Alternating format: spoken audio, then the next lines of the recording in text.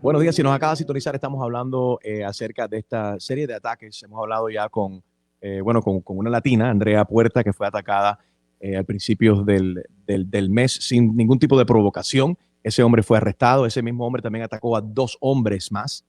Fue arrestado, ya lo liberaron bajo fianza. Y acabamos de hablar también con Cristian Fernández, que es el hijo del hombre que fue golpeado el domingo, un señor de 74 años, Eduardo Miguel Fernández, que tiene 14, 15 fracturas, perdió el conocimiento y no reconoce a su propio hijo después de estos golpes violentos que le dieron esta otra persona. Se piensa que es otra persona, no la persona originalmente. Pero estamos viviendo momentos muy, muy violentos. Escucha parte de lo que me contó Andrea Puerta ayer.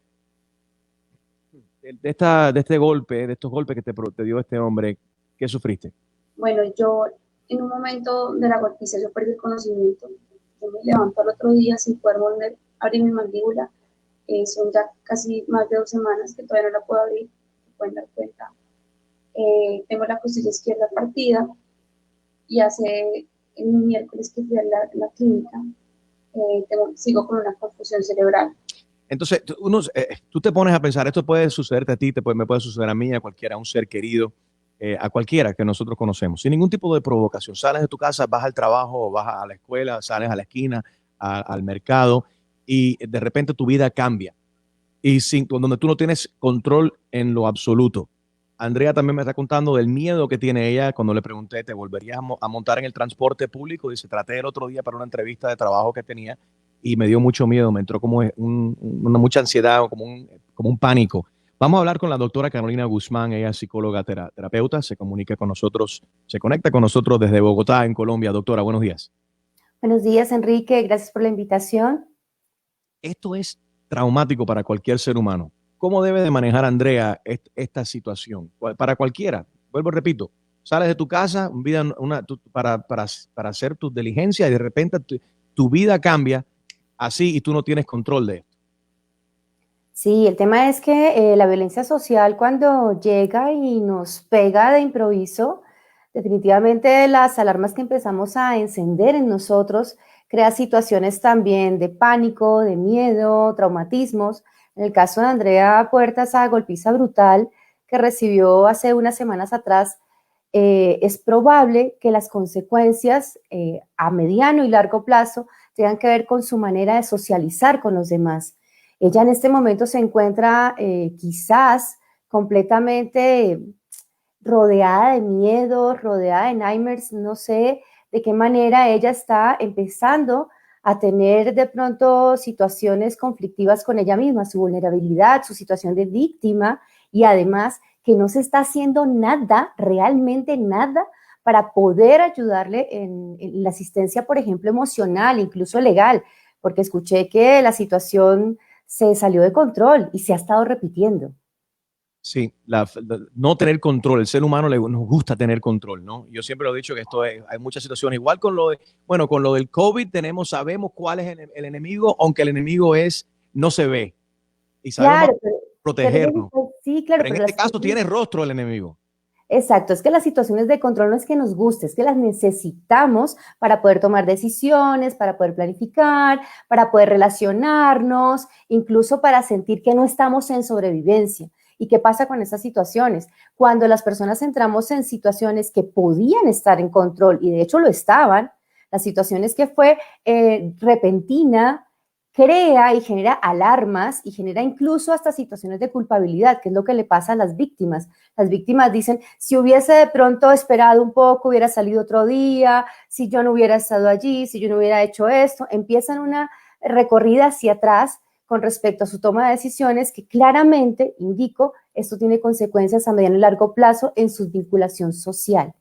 Y es exactamente lo que describió Cristian Fernández, el hombre que vio a su padre golpeado o sea que su padre fue golpeado este domingo, porque él normalmente cuando se baja del transporte público, él lo espera en el balcón para verlo. Y su papá colapsó ahí y él es el domingo, dada la casualidad que él no estaba en el balcón, él se siente muy culpable porque no estuvo ahí para poder ayudar a su papá en el momento. Hay muchas tensiones con la policía, no solamente aquí en los Estados Unidos, alrededor del mundo. Ahí, bueno, en Colombia, también en Bogotá, ustedes también, incluso creo que anoche había una demostración también en contra de la policía, ¿no? Sí, de acuerdo. También es que estas situaciones, después de este confinamiento, este encerramiento obligatorio, también ha traído consecuencias económicas, consecuencias incluso de núcleos de violencia intrafamiliar, violencia social que está incluida dentro de estos temas. Y lo que sucede aquí en Colombia también son unas confrontaciones y enfrentaciones frente a las instituciones policíacas e incluso estatales. Se pide una reforma a la justicia, se pide, por favor, una escucha, porque aquí parece que no gobernara nadie, ¿no?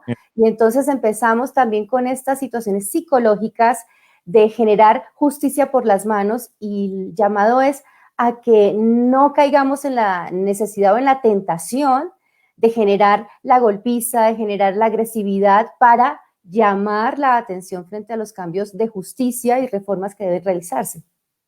Y se está viendo mucho esto, específicamente el caso de la violencia. ¿Qué le recomienda a las personas que están en sintonía, que ven, reparten, están viendo reparten estos videos de eventos violentos, de personas sin provocación atacando a otras personas de otras razas o por ideas? Vimos ayer que el presidente de los Estados Unidos ha declarado a Nueva York y otras ciudades como ciudades anarquistas. Hemos visto en Atlanta también como se protestaron muchas personas, algunos vinculados con el Black Lives Matter movement.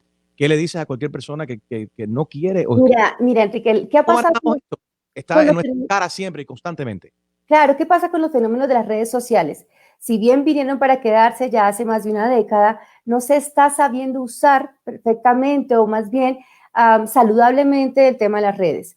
Por una parte, esta situación de denunciar, que debe ser en una democracia, en cualquier democracia, hay ciertas maneras de hacerlo. Hay que responsabilizarse de la voz que aparece allí en la denuncia.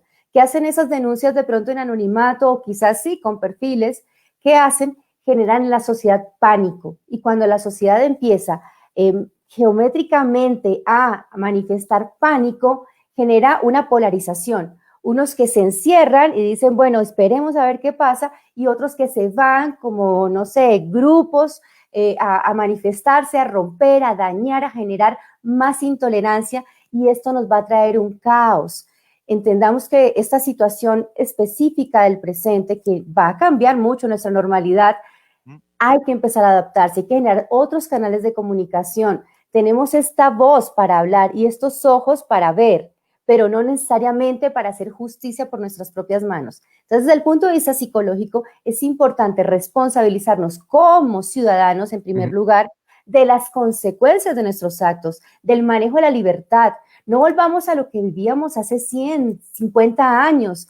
Estas violencias, estos focos de violencia generaron guerras, generaron polaridad en el mundo, que trajeron consecuencias genocidas impresionantes y que todavía estamos intentando manejarlas de mejor manera. Si queremos un mundo mejor, empecemos por responsabilizarlos como ciudadanos. No es solamente señalar que la policía, que el juez, que el gobernante es el que tiene la culpa. Nosotros también en la manera en que estamos haciendo el tipo de denuncias y manifestaciones. Definitivamente, y hay que tener mucho cuidado, no cometer los mismos errores del pasado. Y hay mucha ignorancia, desafortunadamente. Este es un momento para reflexionar, para aprender. Si quieres trabajar hacia un cambio, hacerlo pacíficamente, no con violencia. Y, y ser parte de la solución, no parte del problema. Para cerrar, hablando de eso, doctora, ya para cerrar.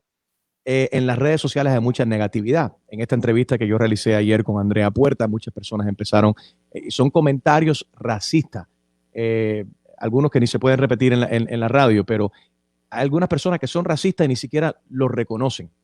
¿Cómo manejar toda esta negatividad, estos comentarios negativos y racistas?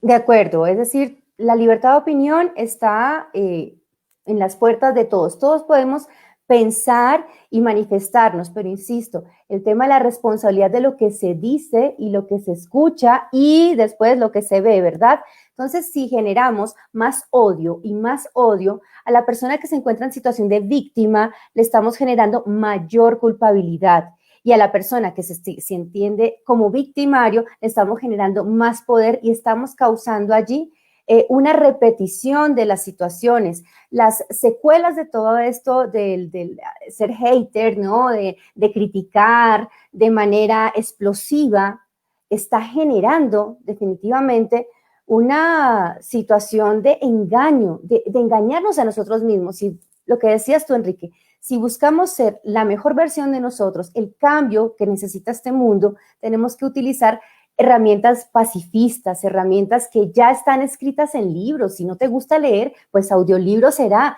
pero de todos modos infórmate de la parte histórica de este planeta, y si no, entonces, ¿qué va a pasar el día de mañana? En menos de 2, 3 años vamos a volver a las consecuencias de hace un siglo. Yo creo que las redes sociales también tienen que educar y enseñarnos a ser mejores versiones de todos, definitivamente. Eso me trae a la mente una buena canción de Nati Natacha con Romeo Santos que se llama La mejor versión de mí. Doctora Carolina Guzmán, psicóloga terapeuta desde Colombia, todo lo mejor para tu lindo país. Psicóloga carolinaguzmán.com. Muchas gracias. Enrique, muchísimas gracias. Thank you.